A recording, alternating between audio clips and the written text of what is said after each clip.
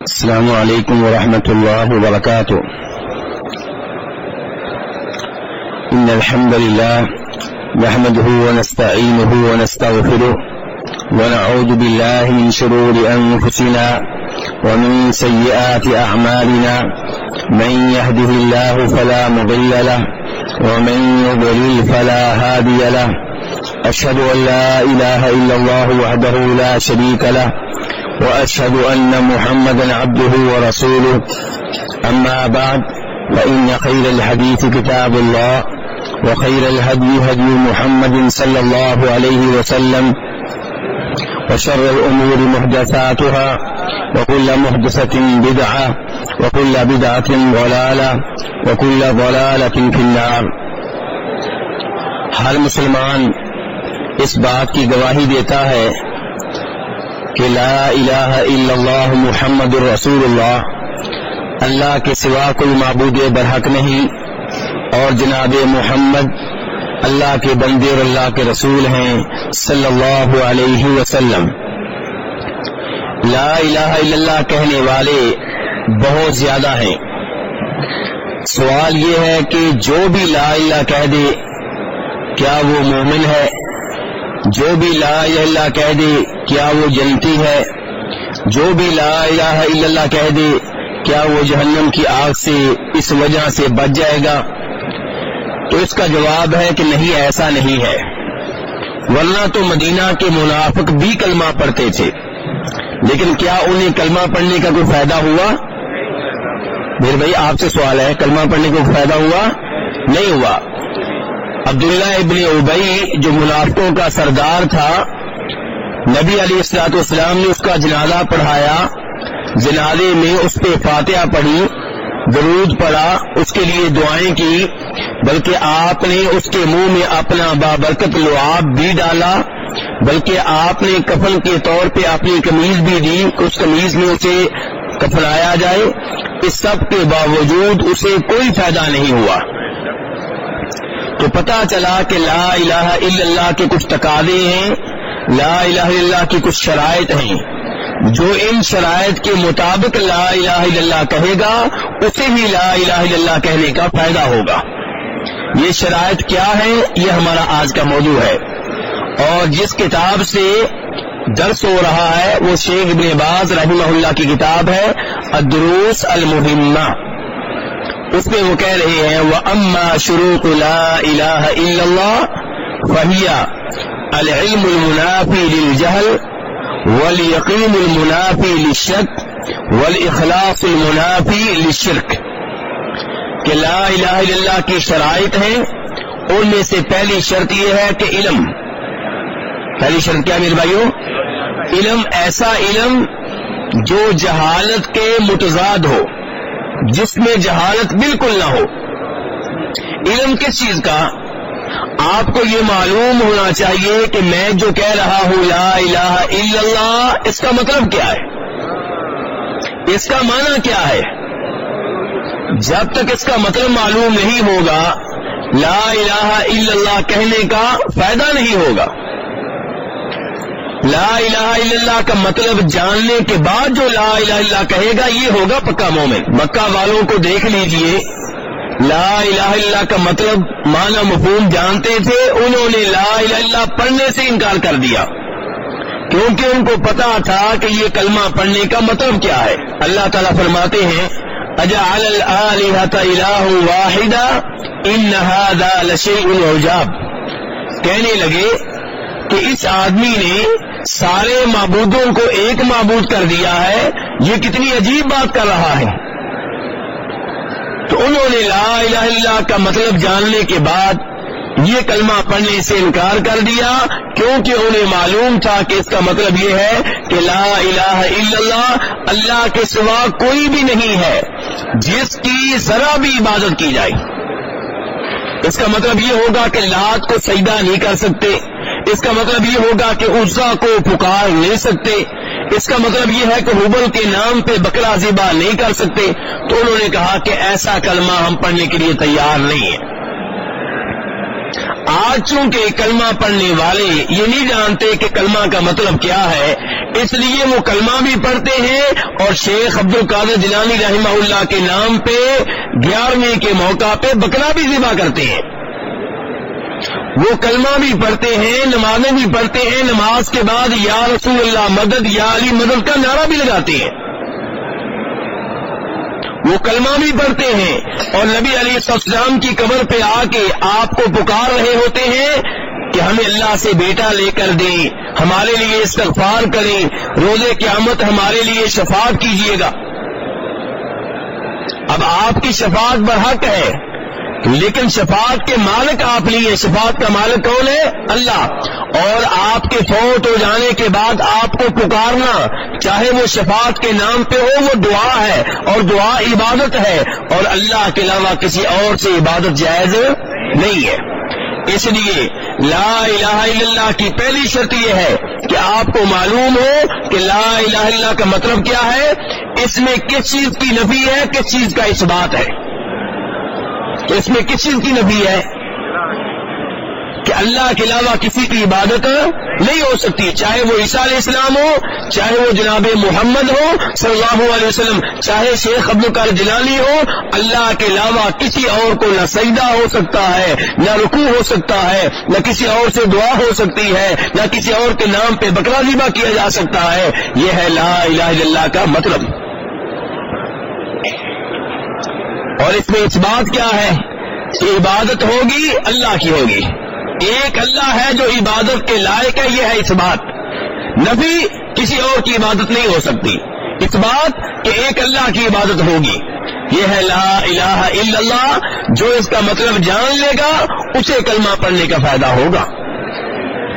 اسی لیے اللہ تعالیٰ فرماتے ہیں، ذرا غور کیجیے گا میرے بھائیو، آپ کی توجہ چاہتا ہوں، سورہ محمد میں اللہ تعالیٰ کہتے ہیں فَاعْلَمْ أَنَّهُ لَا إِلَٰهَ إِلَّا اللَّهُ، کہ یہ بات آپ جان لیں۔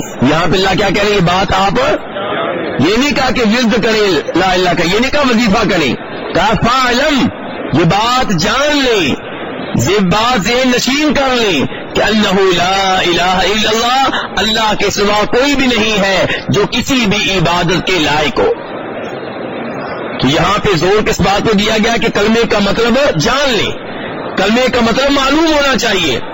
اور اسی لیے امام مسلم رحمہ اللہ روایت کرتے ہیں کہ نبی صلی اللہ علیہ وسلم نے فرمایا من مات وهو يعلم انه لا الہ الا اللہ دخل الجنہ، کہ جو اس حالت میں فوت ہوا کہ اسے معلوم تھا کہ لا الہ الا اللہ کا مطلب کیا ہے، تو یہ وہ آدمی ہے جنت میں داخل ہوگا۔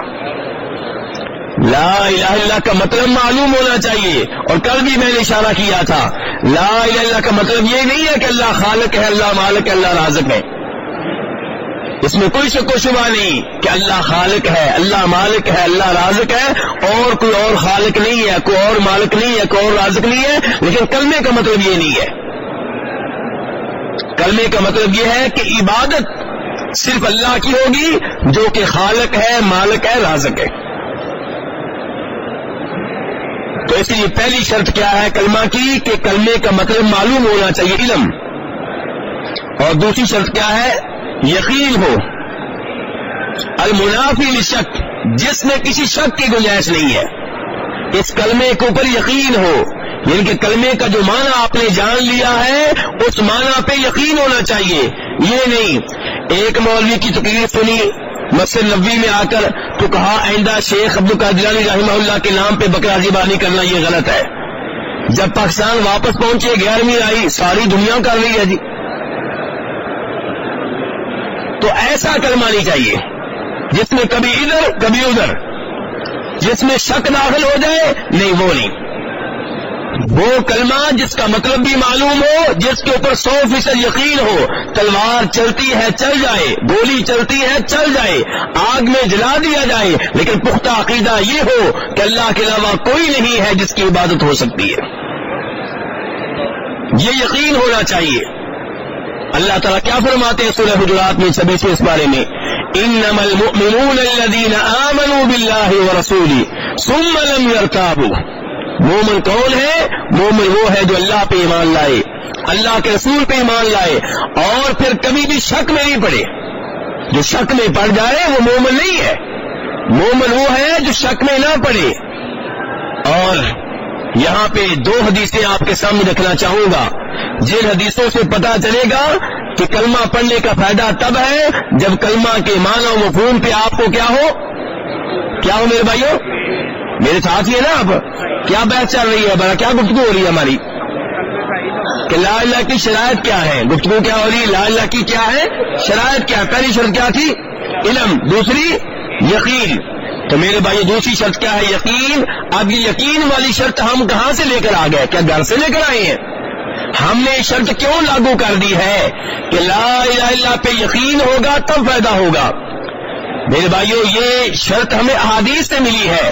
دو حدیثیں آپ کے سامنے رکھنا چاہوں گا، دونوں کو روایت کرنے والے جناب ابو ہریرہ رضی اللہ تعالی عنہ ہے، اور دونوں حدیثوں کو امام مسلم رحمہ اللہ نے اپنی حدیث کی کتاب میں جگہ دی ہے۔ پہلی حدیث کیا ہے؟ جناب ابو ہریرہ کہتے ہیں کہ صحابہ کرام نبی علیہ الصلوۃ والسلام کے ساتھ تبوک میں گئے۔ کس کام کے لیے؟ جہاد کے لیے۔ تو وہاں پہ زاد راہ ختم ہونے لگا۔ زاد راہ سے کیا مراد ہے؟ کھانے پینے کی خوراک جو تھی وہ ختم ہونے لگی، جو ذخیرہ کر کے لے کر گئے تھے ختم ہونے لگی، زاد راہ ختم ہونے لگا۔ نبی علیہ الصلوۃ والسلام سے صحابہ کرام نے اجازت مانگی کہ ہم کچھ اونٹ ذبح کر لیتے ہیں جس سے گوشت بھی مل جائے گا اور چربی کی شکل میں تیل بھی مل جائے گا۔ نبی علیہ الصلوۃ والسلام نے اجازت دے دی۔ جناب عمر فاروق نے کہا اللہ کے رسول علیہ الصلوۃ والسلام میرا ایک مشورہ ہے، مشورہ یہ ہے کہ بجائے اس کے کہ ہم اپنے اونٹ ذبح کریں اور سواریوں سے معلوم ہو جائیں تبوک سے مدینہ کا سفر ہے، یہ ایسے ہی ہے جیسے ہم گاڑیوں پہ جائیں اور دو تین گاڑیوں کو جو ہے بیچ ڈالیں تو واپس کیسے آئیں گے؟ تو جناب عمر فاروق کہنے لگے اللہ کے رسول اگر اونٹ ذبح کر دیے تو سواریاں پھر جو ہیں ان سے ہم معلوم ہو جائیں گے، چند سواریاں کم ہو جائیں گی۔ تو میرا مشورہ یہ ہے کہ جتنا زیادہ راہ باقی رہ گیا ہے، جو بچ گیا ہے، اسے جمع کرنے کا آپ حکم دیں۔ جب وہ جمع کر دیا جائے تو آپ اس میں برکت کی دعا کریں تو انشاءاللہ یہ سارا لوگوں کے لیے کافی ہو جائے گا۔ نبی علیہ السلام نے کہا چلو ایسا کر لیتے۔ آپ نے زیادہ راہ جو رہ گیا تھا جمع کرنے کا حکم دیا۔ اب کوئی آدمی ایک مٹھ گندم لا رہا ہے، کوئی آدمی ایک مٹھ کھجوریں لا رہا ہے، کوئی آدمی ایک مٹھ مکئی لا رہا ہے، اور کوئی آدمی کھجور کی گٹھلیاں لا رہا ہے۔ حدیث بیان کرنے والے صحابی سے لوگوں نے پوچھا بھی گٹھلیاں کیوں؟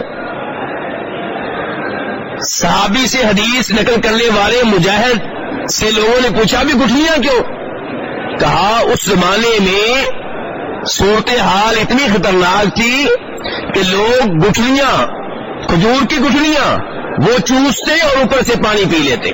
آج ہمارے گھروں میں فریزر بھرے پڑے ہیں اور پھر بھی نہ شکرے کہ نہ شکرے، نہیں ابھی ایک پلاٹ ہے، دو اور ہونے چاہیے، دو اور مل گئے نہیں، دو اور ہونے چاہیے، دو اور ہونے چاہیے۔ وہ نبی علیہ السلام نے سچ فرمایا تھا کہ انسان کے پیٹ کو اگر بھرے گی تو کون سی چیز بھرے گی؟ قبر کی مٹی بھرے گی۔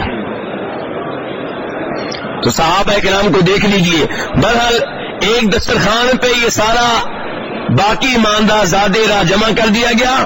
نبی علیہ السلام نے برکت کی دعا کی اور پھر لوگوں سے کہا گیا یہ اپنے برتن لے آؤ اور بھر کر لے جاؤ۔ لوگ برتن خالی برتن لاتے رہے اور یہ کھانا بھر بھر کر لے جاتے رہے، برتن ختم ہو گئے، برتن بھر گئے، کھانا اب بھی موجود تھا۔ اس موقع پہ نبی علیہ السلام نے یہ فرمایا تھا کہ اشہد ان لا الہ الا اللہ و اشہد انی رسول اللہ۔ اتنا بڑا معجزہ دکھانے کے بعد، اتنی بڑی نشانی دیکھ لینے کے بعد آپ کہہ رہے ہیں کہ میں گواہی دیتا ہوں کہ اللہ کے سوا کوئی معبود برحق نہیں ہے، اور میں یہ بھی گواہی دیتا ہوں کہ میں اللہ کا رسول ہوں۔ اتنی بڑی نشانی دیکھنے کے بعد سب سے پہلے اللہ کے معبود برحق ہونے کا اقرار کیا جا رہا ہے، اللہ کی بڑائی بیان کی جا رہی ہے، اور ہمارے یہاں اگر کوئی شوبدہ بابا جی دکھا بھی دے تو بابا جی کے نعرے لگتے رہتے ہیں۔ پہلی بات ہے کہ ہوتا وہ شیطانی چکر ہے، رحمانی تو ہوتا نہیں ہے، اور پھر نعرے بھی بابا جی کے لگتے رہتے ہیں۔ لیکن یہاں پہ اللہ تعالیٰ کی طرف سے حقیقی نشانی تھی۔ آپ نے یہ نہیں کہا دیکھ لی میری شان، آپ نے یہ نہیں کہا دیکھ لیا میرا مقام، نہیں، سب سے پہلے آپ یہ کہہ رہے ہیں میں گواہی دیتا ہوں کہ اللہ کے سوا کوئی معبود برحق نہیں ہے، اور میں اس بات کی گواہی دیتا ہوں کہ میں واقعی اللہ کا رسول ہوں۔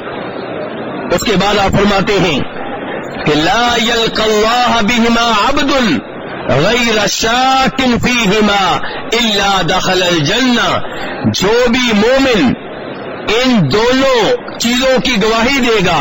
کون سی دو چیزیں حاجی صاحب؟ کن دو چیزوں کی گواہی؟ حاجی صاحب آپ سے سوال ہو رہا ہے، کسی کی گواہی بلا؟ اللہ کے معبود برحق ہونے کی گواہی اور جناب محمد صلی اللہ علیہ وسلم کے رسول ہونے کی گواہی۔ آپ فرما رہے جو بھی آدمی ان دو چیزوں کی گواہی دے، یقین کی حالت میں، کس حالت میں؟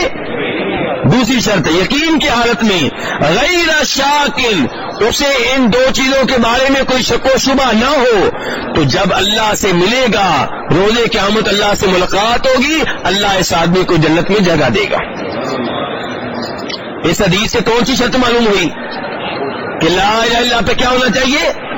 آپ کہہ رہے یقین ہو، شک نہ ہو، اور ان دو چیزوں کا اعتراف کرے، پھر وہ آدمی جنت میں جائے گا۔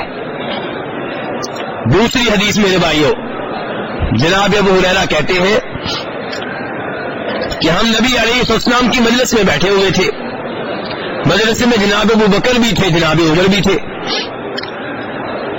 اچانک آپ اٹھ گئے، ہم نے سمجھا کہ قضائے حاجت کے لیے گئے ہیں۔ یہ میرے بھائی جو توجہ آپ کی ہوتی ہے نا، میرے قریب بیٹھ کر، وہ بھی حاجی صاحب بھی چھوڑ دیں سارے کام، یہ بھائیوں کی توجہ آپ کی طرف ہو جاتی ہے۔ تو میرے بھائیوں گزارش یہ ہے کہ نبی علیہ السلام مجلس سے اٹھ گئے اور صحابہ کرام سمجھے کہ قضائے حاجت کے لیے گئے، ابھی آ جائیں گے۔ بہت انتظار ہوا، آپ تشریف نہیں لائے۔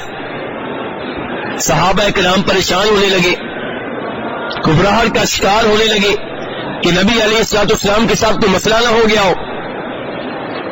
یہ صحابہ کرام کیوں پریشان ہو جاتے؟ کیا یہ غیب نہیں جانتے تھے؟ اتنے بڑے ولی ہو کر ابو بکر و عمر، ابو ہریرہ سب پریشان ہو رہے ہیں، کیا ان کے پاس غیب نہیں تھا؟ آپ کے جو بزرگ ہیں، آپ کے جو پیر ہیں، وہ تو لاہور کے پیر کراچی والوں کے بارے میں سب کچھ جانتے ہیں، کراچی کے پیر لاہور والوں کے بارے میں سب کچھ جانتے ہیں، اور یہ صحابہ کرام جن سے بڑا کوئی ولی نہیں ہے، بزرگ نہیں ہے، تھوڑی سی دور اللہ کے رسول گئے ہیں، پریشان ہو گئے، کیا ان کو معلوم نہیں تھا اللہ کے رسول کی کیا حالت ہے وہاں پہ؟